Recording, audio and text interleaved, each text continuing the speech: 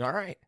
This is the Topwater Podcast. I'm Justin Ellis, and I'm going to be breaking down this last month's tournament, and I'm going to be showing you some new baits that I got in today.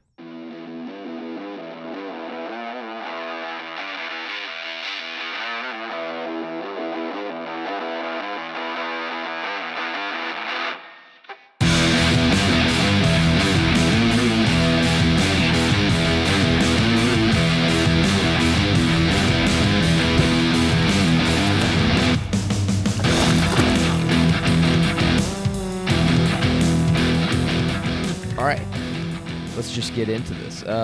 Well, last month's tournament was, it was really good to just get the first one out of the way. And I think the reason why that is like a really good thing is because there's a lot of stuff that I had to end up learning or figuring out or how to do it, like the whole catch photo and release process. And that whole process was pretty new to me. I've never really just kind of done it like that. Anytime I've ever measured fish, it's always been really quick, just on the board, off, That's pretty much how we've measured fish in past tournaments that I've done when I was a kid. But they were all, your regular type of bass tournament. You're in a boat, and you have a live well, and, keepers you keep. And in this one, they had kind of like an honor system to where to where 12 inches to a certain length, you could actually have it on there and check it. It wasn't like, this was before cell phones, cell phones, they had cell phones then. It's just, they were the crappy, flip phones and Motorola's and that fun stuff. But yeah, so in those tournaments were all based off of weight, and these tournaments are actually all based off of length. So whenever I actually started fishing this tournament, I was thinking, okay, I'll do really well. I was thinking I was going to do really, really well, just because I knew I was fishing in an area that had big bass. The problem is you just got to be able to find them and be able to link up with them. Unfortunately, I wasn't able to link up with anything really, really decent size. I had a fairly decent sized bass, but I mean, you're talking like in a tournament like this, to where it's a month-long tournament. It's not your typical 2-day tournament. And I think the 2-day tournament in this type of tournament, the strategies are just a little bit different. In the 2-day tournament, of course, you want big fish, but you need a limit. I think getting the limit is a very beneficial thing. You're going to be higher in the standings. You have a better possibility of upgrading from there throughout the day or throughout the 2 days. So having an actual limit of fish is, I think, really, really crucial. Now, in the month-long tournament, I'm pretty sure it's still, you still have to have a limit of fish. I mean, but it's not as important because you have 3 weeks to fish. So those 3 weeks, you can just, you can limit out in 3 weeks. Even if you caught, one bass one day, I mean, all you'd have to really go out is 5 days and catch one bass each one of those days. That was a measurable fish. So over 12 inches. And you'd probably end up, having a limit. So actually catching the limit is actually pretty easy. It's pretty simple. Where it comes down to what I think how you win these tournaments is you try to catch the biggest bass possible. Like, you want to have big bass after big bass after big bass. Like, that's the way to do it. So you're not necessarily worried about getting that limit, because I think the limit is just going to come through just fishing, unless you get skunked every single day of the month, or you just don't have the opportunity to go out often enough in order to be out there to catch that many bass. Because if you only had one day out of the whole month to go fishing, and that was the only day you had, and you went out and you got skunked, well, that sucks. That really does suck if you actually just, don't actually put any fish in the boat. And I think the opportunity to limit out in this type of tournament it's relatively easy. So the way I approached it was as I get a limit first, and then I go looking for the big bass. So I struggled to try to just get a limit where I knew bass would be. And, I catch fairly decent size bass, anywhere from like 13 and a half to like 14, 15 inches. They're somewhere in that range that are up into this grassy area that I like fishing. But whenever I was doing that, I wasn't catching the numbers of fish that I thought I would catch. So it took me longer to get a limit. And that meant that I wasn't necessarily looking for big bass, or I wasn't fishing the areas that big bass might be held up in, especially this time of year. And I more fished the stuff to where I thought I could get a limit. And I think that was just the complete wrong approach.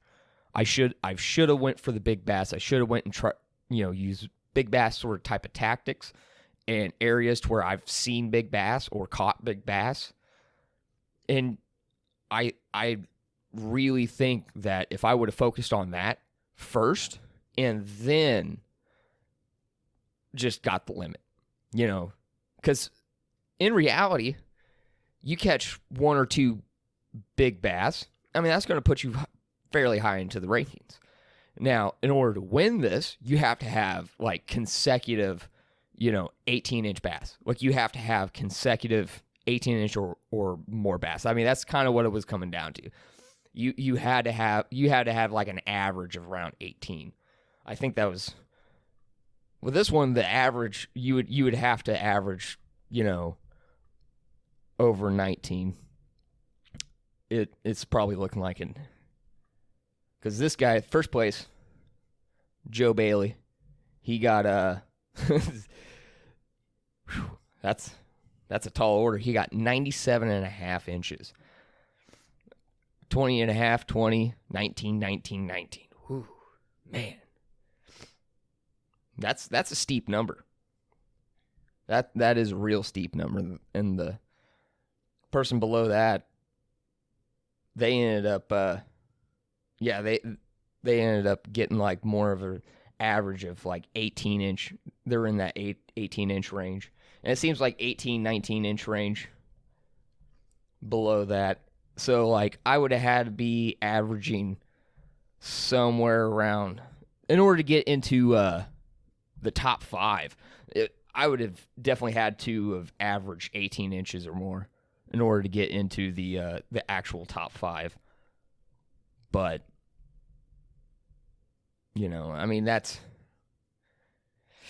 that's a tall order. That's a tall order to do, and it's a harder one to actually get if you were using the tactics that I was using, because I just knew where bass were. I just didn't know where the big, I didn't go after the big bass first, because I was worried that if I tried to sit there and get nothing but big bites all day, every day, that I would end up walking away with less than what I actually had. And I was really concerned about, for some reason, it was just like that was in my head. There for some reason wouldn't be enough time in 3 weeks to be able to catch bass. So I think that was a mistake on my end. And that's probably the reason why I ended up fairly low on the rankings. Out of 19 people, I got 16th place. And my biggest bass was 14 3/4. I was averaging somewhere around 14, But that's just not going to cut it. It just doesn't cut it, That's not how. That's not going to win me a tournament or put me up into the rankings, fairly high into the rankings. And I think in this next tournament coming up, in next month's tournament, I think I'm going to have to make sure that I just use big bass tactics, and I say big bass tactics, I mean basically lures that are going to promote bigger bass to bite to maybe hopefully get some bigger fish. I would definitely love to have some bigger fish or some at least some better quality. I would like to have a better average than because I mean, now what's nice about already finishing the tournament is now I got a place to start from. So on this one, if I just let me pull out the old coagulator. So we got 14.75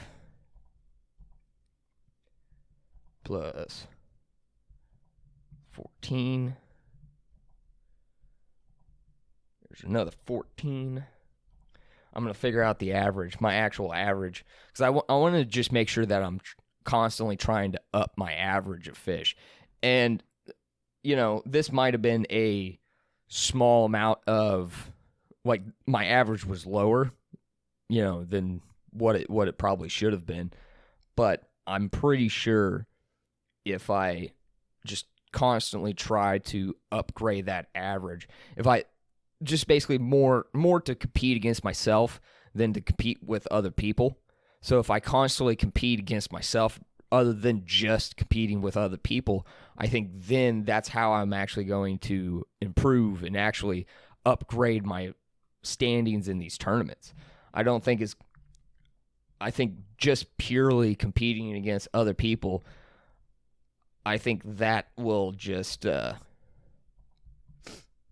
I think that just kind of puts you in the wrong type of mindset.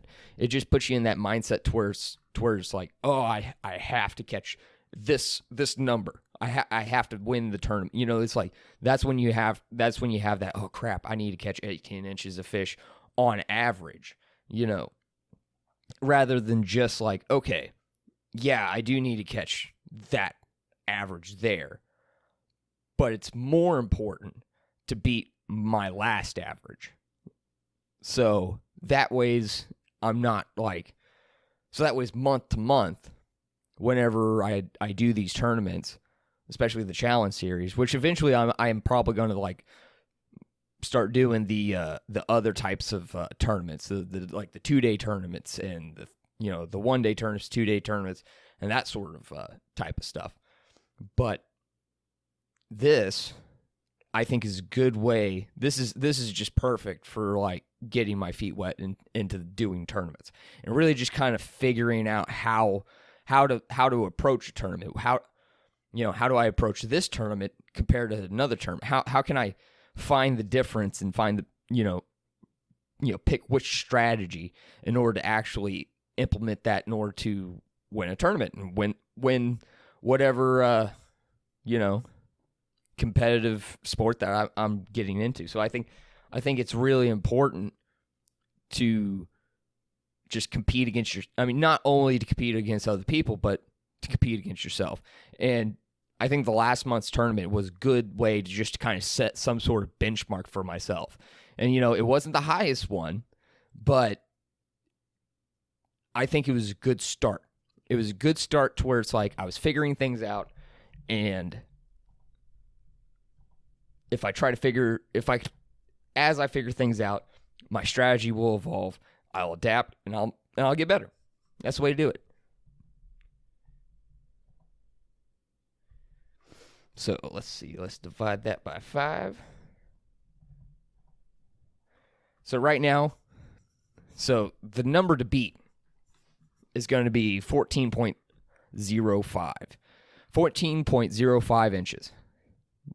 On average, that's what I'm going to have to beat, is 14.05. Which, I don't think it's going to be too hard to beat, but I don't want to say that now, because this last month's tournament, guess what?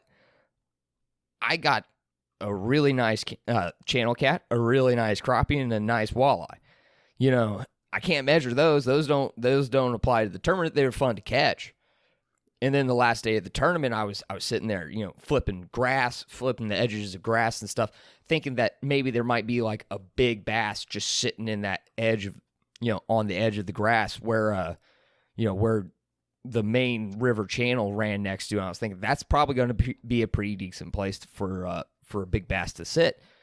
But, it was just nothing but little small buck bass just sitting there waiting for things just to come in and just pop around them, and they're just picking them off. So I really don't know. I mean, they were all like 13 inches, 13 and a quarter. I think the biggest one was like 13 and a half. But I mean, I was just one after another, just boom, boom, boom, boom, point, It was the points. I was finding them on the points. I'd flip them to the other places, but where I'd get bit is the point. So 14.05. That's the number to beat. That's the number to beat in this next month's tournament. I mean, it would be great to get, of course I'm going to be trying to like get as high into the rankings as possible, to essentially, you want to get first. That's what it is. I want to get first.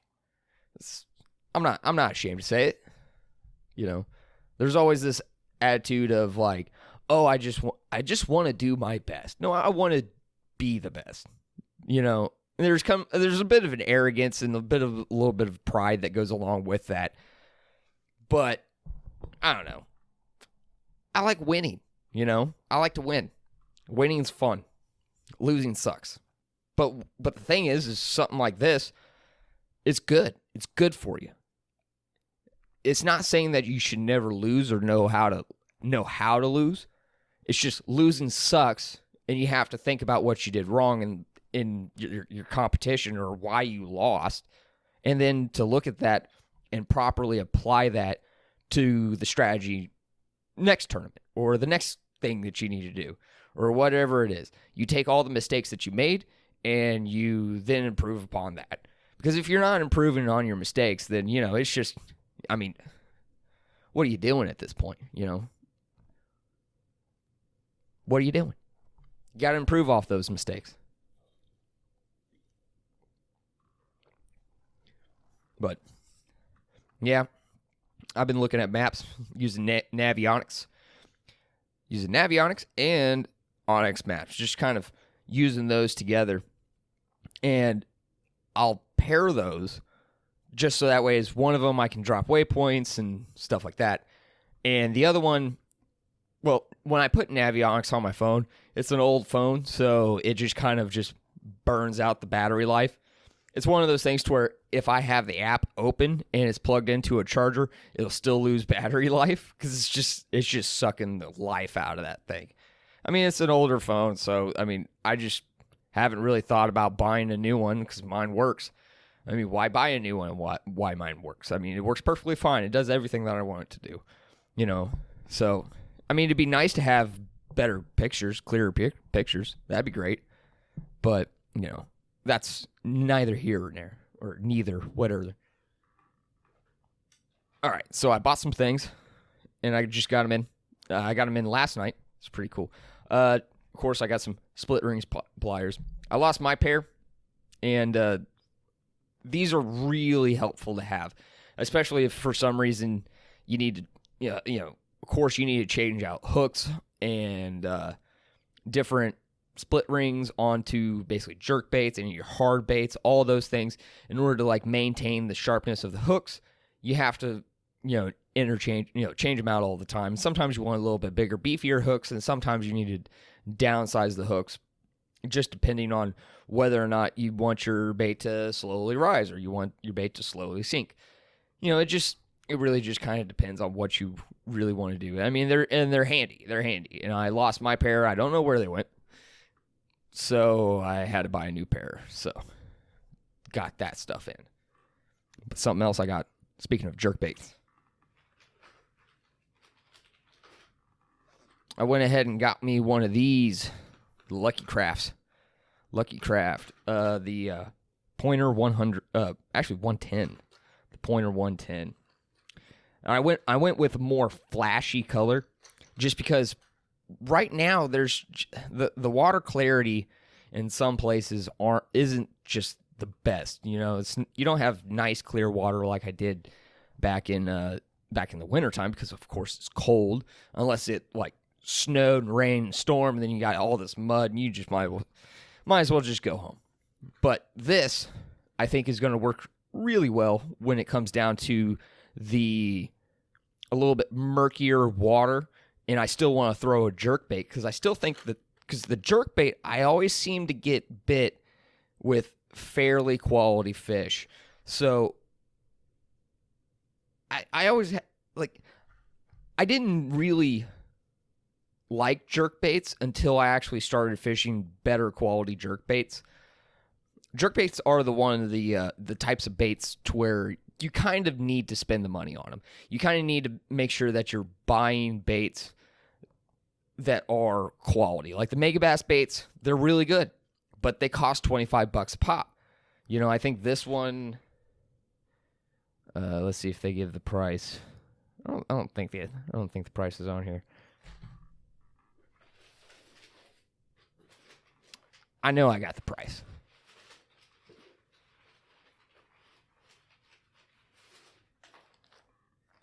Let's see. Aha.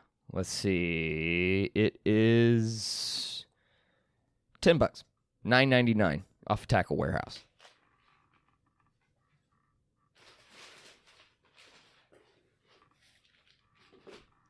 But yeah, so this, I think, is going to be a good addition to my arsenal. I haven't actually ever fished a Lucky Craft just quite yet.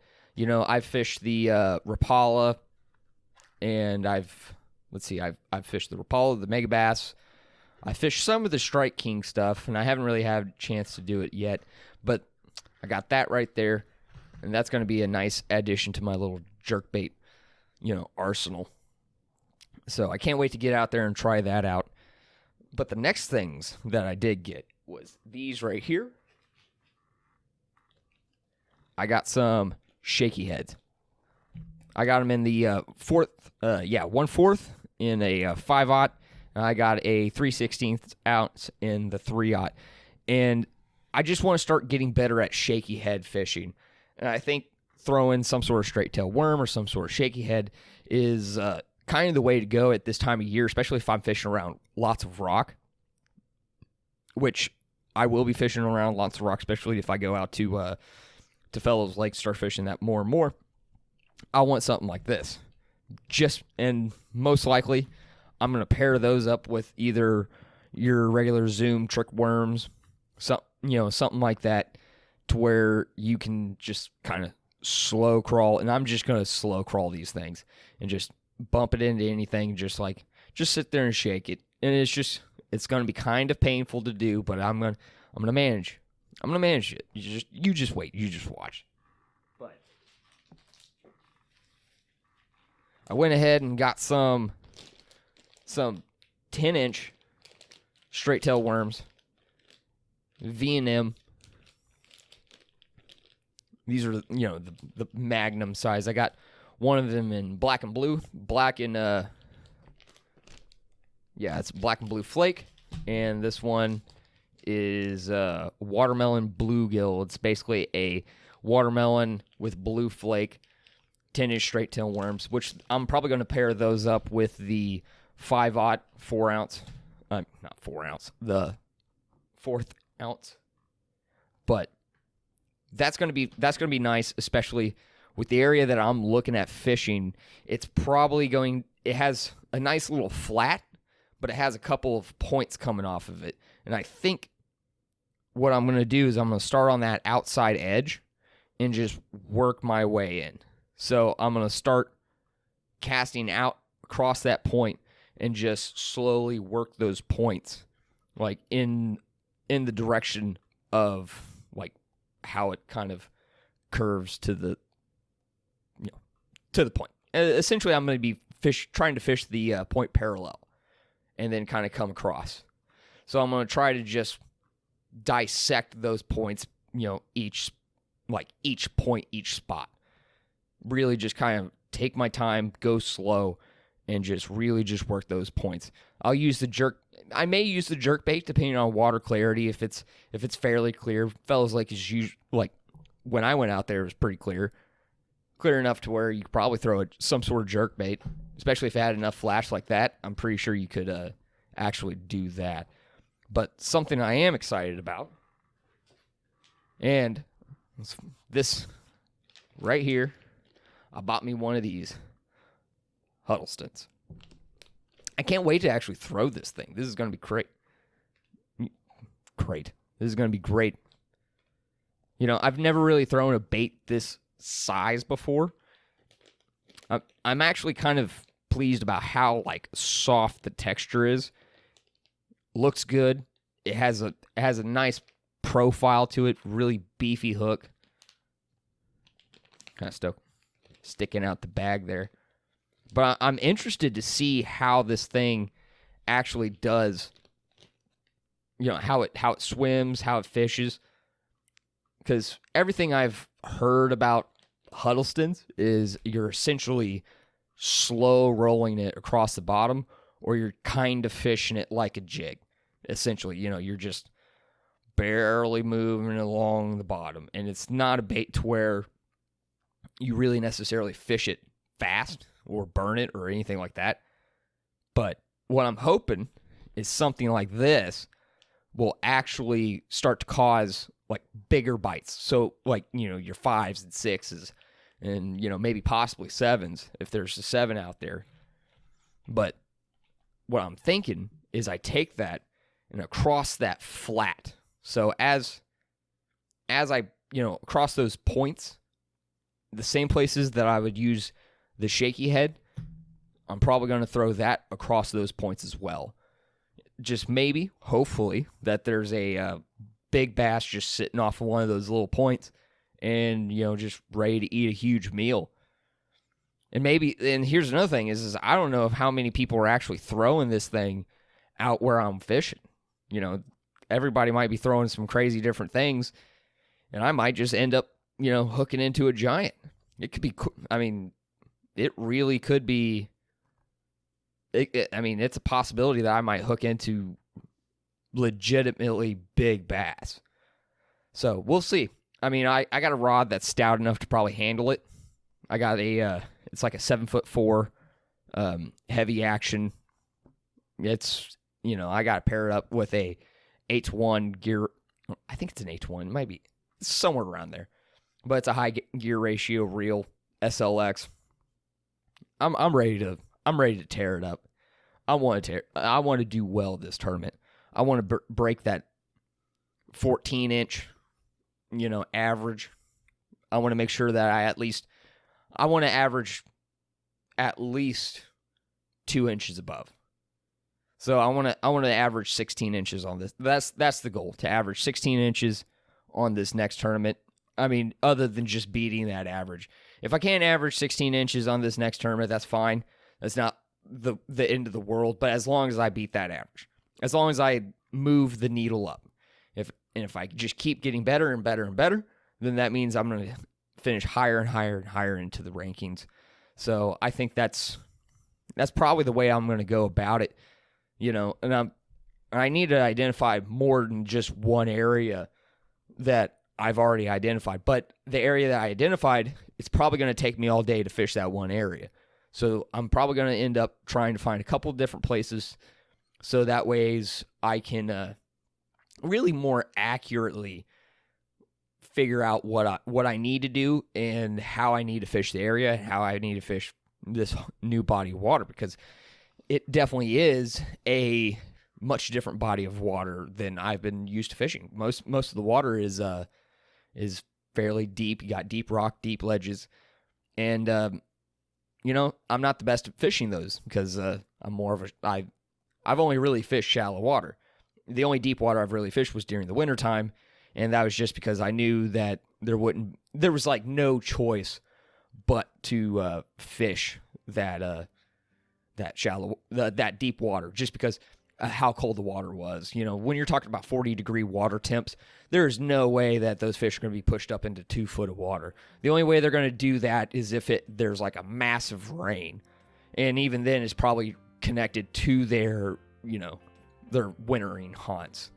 So that's what I'm going to do. I'm going to study some maps. I've already entered into the next month's tournament, so I'm already registered, ready to go. And, congratulations to first, second, third place, all you guys and gals that participated in the tournament. Congratulations to you guys for doing better than me. And what it does is it sets goals, and it sets the bar. That's what it does. It sets benchmarks, it sets the bar, it sets something to actually strive to and to overcome, become better at, what you're trying to do and become a better angler, and just, all around, you just want to do better as a fisherman all around. Congratulations to you guys. You guys did a wonderful job. You guys caught some big bass. I'll say it like that. You guys caught some big ones. And that's good to see. It's good to see that there's stiff competition. That's good. It's a good thing. So, hopefully this next month I'll be a little bit more competitive into this tournament, and hopefully that I'll actually be able to place higher into the tournament. I mean, if not, hey, that's the way the cookie crumbles. The results are the results. That's what you're gonna get. But you just gotta learn from your mistakes. You gotta learn from the things that you did wrong, and try to alter your strategy and try to alter the way you approach the tournament. And being able to adapt is the way you get better. And the more you get better, that's what you want to do. Well, that's what I want to do. You guys can fish at your own pace. If you want to fish for fun, that's cool. Do that. If you're just learning how to fish, there you go. Just learn. Just learn. Just have fun. And you're just gonna have a lot of mistakes, and there's gonna be times where you're gonna be frustrated. You want to quit, and sometimes like that, you just find a nice shady spot, chill out for a bit, just drink some water, maybe eat a granola bar or a sandwich if you have one, and just kind of sit back and kind of think about really just kind of figure it out. You really just kind of sit down and strategize and be like, okay, if what I'm doing is not working, then maybe I should change to something different. And maybe it's just the day, it's the conditions, and they're just lockjaw. But that doesn't mean that you should just stop fishing. Just keep changing that strategy. Just keep tweaking it and changing lures, changing colors. Maybe it's a certain thing. Maybe you got a bite doing this one thing. Maybe it's the area that you're in. Maybe you need to try a different area. So that's pretty much it. And I hope you guys and gals have a great night and a great day. And make sure you're getting out on that water and hooking into some big bass, or just hooking into any bass. Just have fun. I'll see you out there. Peace.